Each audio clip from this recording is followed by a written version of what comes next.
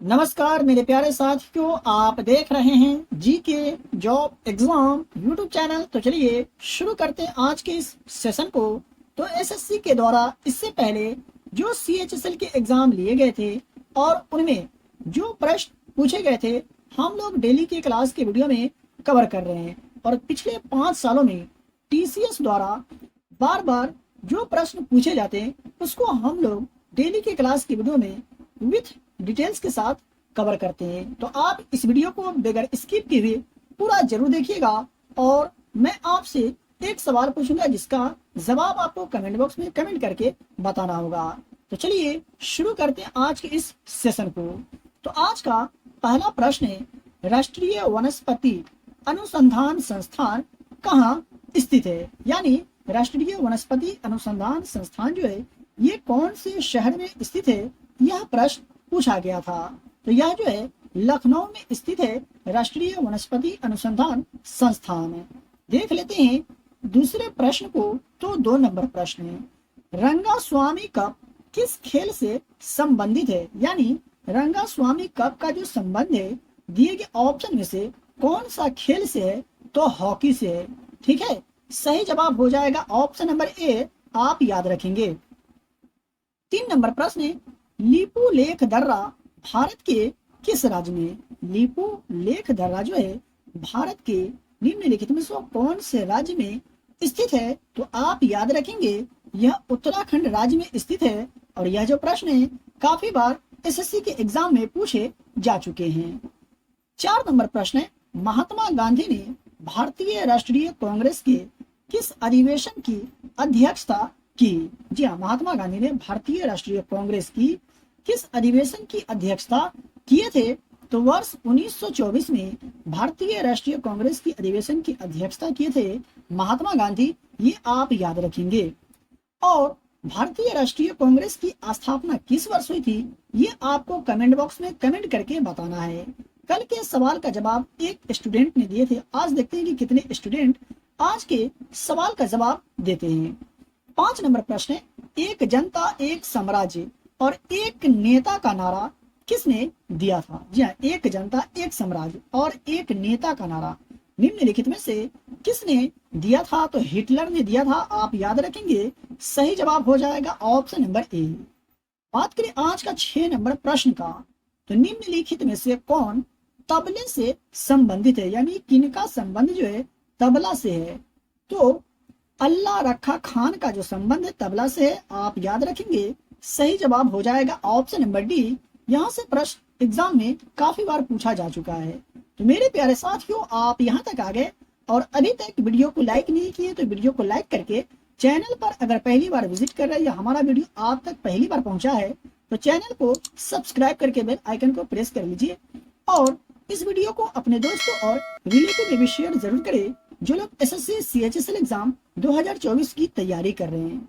7 number प्रश्न है, मोहनजोदड़ो किसके द्वारा खोजा गया था? मोहनजोदड़ो की खोज निम्नलिखित में से किसके द्वारा की गई थी? तो आरडी बनर्जी यानी राखलदास बनर्जी के द्वारा वर्ष 1922 में मोहनजोदड़ो की खोज की गई थी, आप याद रखेंगे। यहाँ से आपका 2 प्रश्न कवर हो गए।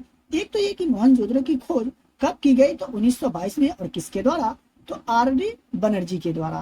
नंबर प्रश्न है, भारत सरकार ने संसद के एक अधिनियम द्वारा पहला म्यूचुअल फंड किस वर्ष स्थापित किया था? तो वर्ष 1963 में भारत सरकार ने संसद के एक अधिनियम द्वारा पहला म्यूचुअल फंड को स्थापित किया था 1963 में।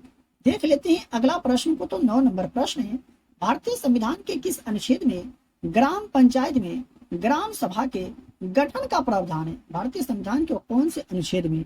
तो अनुच्छेद 243 के ए में ग्राम पंचायत में ग्राम सभा के गठन का प्रावधान है। सही जवाब हो जाएगा ऑप्शन नंबर ए, ये आप याद रखिएगा। 10 नंबर प्रश्न है, प्राकृतिक रबर को अधिक मजबूत और उछालदार बनाने के लिए कौन सा पदार्थ मिलाया जाता है? यानी रबर को अधिक मजबूत और उछालदार बनाने के लिए उनमें निम्नलिखित में से कौन सा पदार्थ मिलाया जाता है? तो सल्फर मिलाया जाता है। सही जवाब हो जाएगा ऑप्शन नंबर बी।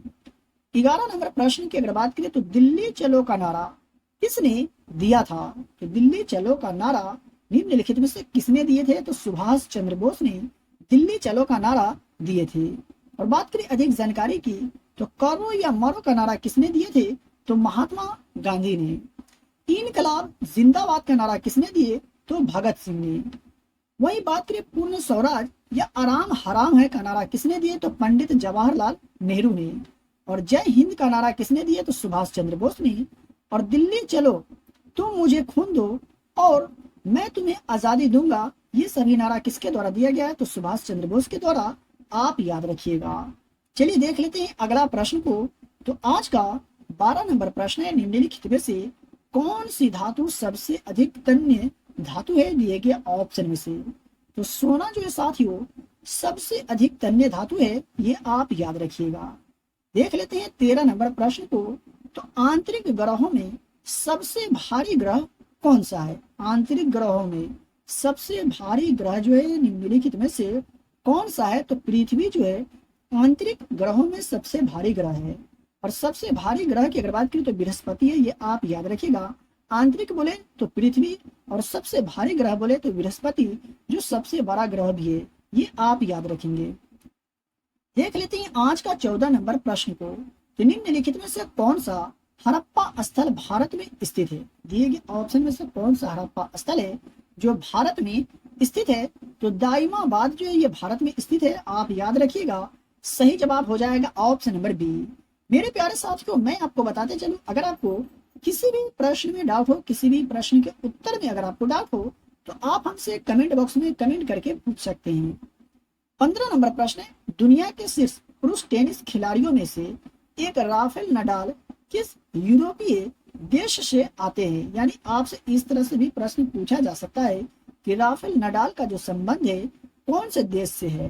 तो स्पेन से है, ये आप याद रखिएगा। सही जवाब हो जाएगा ऑप्शन नंबर ए। देख लेते हैं 16 नंबर प्रश्न को। तो भारतीय राष्ट्रीय झंडे के चक्र में कितनी तिल्लियां होती है? मैं आशा करता हूं कि इस प्रश्न का आंसर आप सभी लोगों को याद होगा। नहीं याद है तो आप याद रखेंगे, तो 24 है। ठीक है, झंडे के चक्र में तिल्लियों की संख्या कितनी है? 24 है। तो बात करें इनसे संबंधित अधिक जानकारी की, तो राष्ट्रीय ध्वज को 22 जुलाई 1947 को अपनाया गया था, ये आप याद रखिएगा। और राष्ट्रीय ध्वज तिरंगे को पिंगली वेंकैया द्वारा डिजाइन किया गया था, ये भी आप याद रखेंगे, एग्जाम में प्रश्न पूछे जाते हैं। देख लेते हैं 17 नंबर प्रश्न को। तो सुल्तानपुर राष्ट्रीय उद्यान डैश में है, यानी सुल्तानपुर नेशनल पार्क जो है कौन से राज्य में है? तो हरियाणा राज्य में है। सही जवाब होगा option number C. National park से संबंधित प्रश्न आपको अपने एग्जाम के पेपर में देखने को जरूर मिलेंगे। मैं आपको यकीन दिलाता हूँ कि हमारे द्वारा बताए गए प्रश्न, पढ़ाए गए प्रश्न आपको अपने एग्जाम में जरूर मिलेंगे। 18 नंबर प्रश्न है, सरदार वल्लभ भाई पटेल अंतर्राष्ट्रीय हवाई अड्डा जो है ये कहाँ स्थित है? तो सरदार वल्लभ भाई पटेल अंतर्राष्ट्रीय हवाई अड्डा की अगर बात करें तो ये अहमदाबाद में स्थित है, आप याद रखिएगा। देख लेते हैं दूसरे प्रश्न को। तो आज का 19 नंबर प्रश्न है, निम्नलिखित में से किस देश में पंपास घास के मैदान स्थित है? जी हाँ, पंपास घास के मैदान जो है निम्नलिखित में से कौन से देश में स्थित है? बहुत ही महत्वपूर्ण प्रश्न है, काफी बार एग्जाम में पूछे जा चुके हैं। यह जो है अर्जेंटीना में है। ठीक है, याद रखिएगा। सही जवाब हो जाएगा ऑप्शन नंबर ए। 20 नंबर प्रश्न है, सूर्य के प्रकाश के संपर्क में आने से मानव शरीर में कौन सा विटामिन उत्पन्न होता है? तो सूर्य के प्रकाश के संपर्क में आने से मानव शरीर में विटामिन डी उत्पन्न होता है, ये आप याद रखेंगे। सही जवाब होगा ऑप्शन नंबर डी। देख लेते हैं आज का 21 नंबर प्रश्न को। तो भारत और पाकिस्तान के बीच शिमला समझौता किस वर्ष में किया गया था? तो वर्ष 1972 में भारत और पाकिस्तान के बीच शिमला समझौता हुआ था। सही जवाब हो जाएगा ऑप्शन नंबर ए। बात करें 22 नंबर प्रश्न का, तो ऑक्सीजन की खोज किसने की? जी हाँ, ऑक्सीजन की खोज निम्नलिखित में से किसने की थी? तो जोसेफ प्रिस्टले ने ऑक्सीजन की खोज किया था।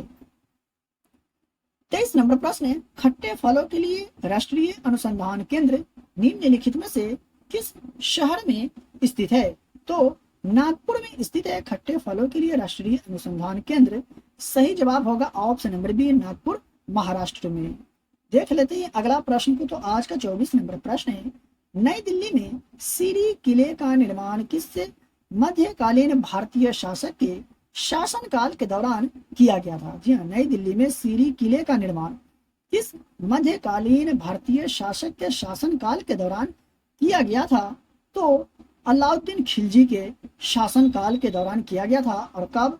तो 1303 में। ये भी आप याद रखेंगे। चलिए देखते हैं अगला प्रश्न को।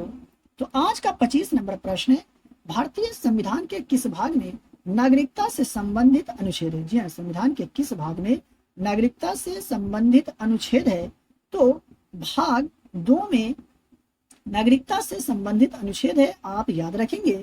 सही जवाब हो जाएगा ऑप्शन नंबर ए।